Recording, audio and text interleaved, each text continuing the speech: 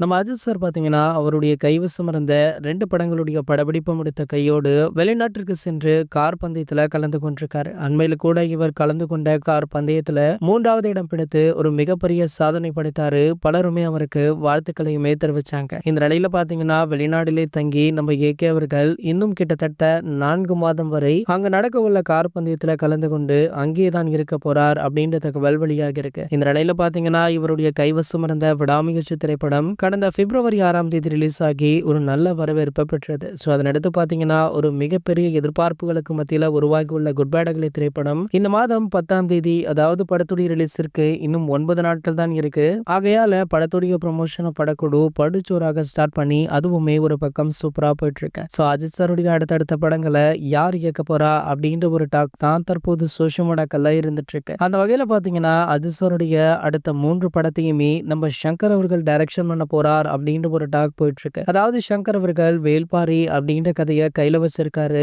இந்த படத்தை 3 பாகங்களாக எடுக்க இருக்காரு. ஸோ அந்த படத்துல தான் நம்ம ஏகே அவர்கள் நடிக்க போறார் அப்படின்னு சொல்லப்படுது. இன்னொரு பக்கம் பாத்தீங்கன்னா, அட்லியுடைய பெயரும் சிறுத்தை சிவா அவர்களுடைய பெயருமே அடிபட்டு இருக்கு. ஸோ சங்கர் அவர்களுடைய டைரக்ஷன்ல நம்ம ஏகே அவர்கள் கமிட் ஆனா அதன் பின்புதான் அட்லியுடனும் சிறுத்தை சிவா அவர்களுடனுமே இணைவார் அப்படின்னுமே எதிர்பார்க்கப்படுது. இது போன்று நம்ம அஜித் சார் பற்றி வெளியாகும் அனைத்து செய்திகளுமே நீங்கள் உடனே தெரிஞ்சுக்க நம்மளுடைய அஜித் டாக்கீஸ் சேனலை மறக்காம சப்ஸ்கிரைப் பண்ணிக்கோங்க.